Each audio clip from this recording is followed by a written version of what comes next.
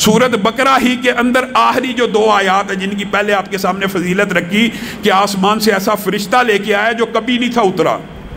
رسول اللہ صلی اللہ علیہ وسلم نے کہا یہ 2 آیتیں جو صرف 2 آیتیں صبح آپ کے سامنے رکھا 10 آیتیں پڑھنے والے کو غافلوں سے نکال دیا جاتا ہے. اگر صرف 2 آیتیں پڑھ لے، صرف 2 آیتیں، صحیح حدیث کے الفاظ ہیں یہ 2 آیتیں ساری رات کے لیے اس کو کفایت کر جائیں گی. اب محدثین نے یہ جو کفایت کا لفظ ہے اس کی ٹرانسلیشن کی ہے. کفایت کر جائیں گی اس سے کیا مراد؟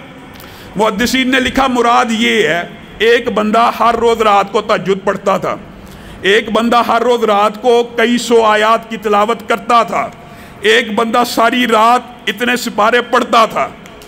اب ہوا کیا، ایک دن اس کو نیند آ گئی، وہ جلدی میں تھا، وہ کچھ نہ پڑھ سکا، صرف ان 2 آیتوں کی تلاوت کر لی.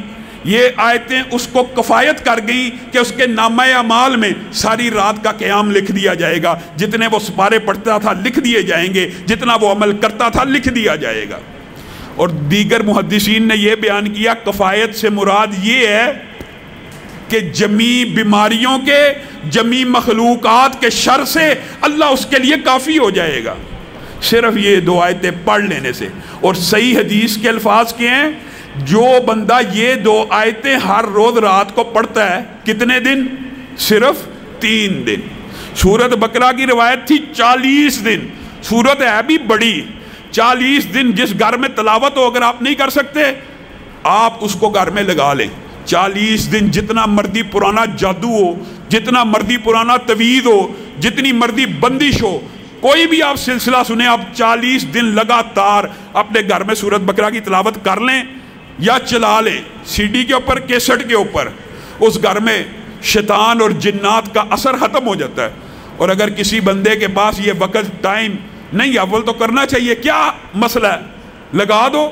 گھر میں کوئی ڈیوائس ہے اس کے اوپر لگا دو، کیا مسئلہ؟ گھر میں چلنی چاہیے. اپنے گھروں کو قبرستان مت بناؤ، ادھر تلاوت ہونی چاہیے. یہاں سے یہ بھی ثابت ہوتا ہے کہ قبرستان میں تلاوت نہیں ہونی چاہیے، گھروں میں ہونی چاہیے.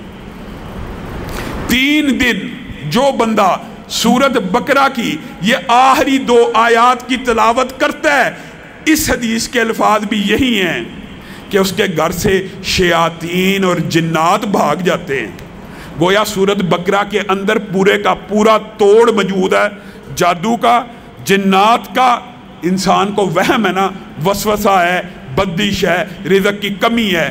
سورت بقرہ کی تلاوت گھر میں لگائے، نہیں لگا سکتا، یہ آخری 2 آیتیں یاد کرے، کیونکہ نبی کریم نے ان کی اضافی فضیلتیں بھی بتائی ہیں کہ اس کے اندر جو مانگا جاتا ہے نبی کریم نے کہا وہ اللہ عطا کر دیتے ہیں. آگے چلیے، قرآن پاک میں سورت کہف ہے. آپ نے اور میں نے اپنا یہ معمول بنانا ہے کہ جب بھی جمعہ آئے اس کی تلاوت کرنی ہے. احادیث میں یہ بات ملتی ہے کہ سورت کہف ایک جمعے سے لے کر دوسرے جمعے کے مابین جتنے دن ہیں ان کو نور اور روشنی سے بھر دیتی ہے. کس کے لیے؟ جو اس کی تلاوت کرتا ہے. اور پھر پہلی 10 آیات جو یاد کر لیتا ہے وہ دجال کے فتنے سے محفوظ رہے گا. اتنا بڑا یہ فتنہ ہے جس سے ہر نبی نے پناہ مانگی ہے. آپ یہ دیکھیں.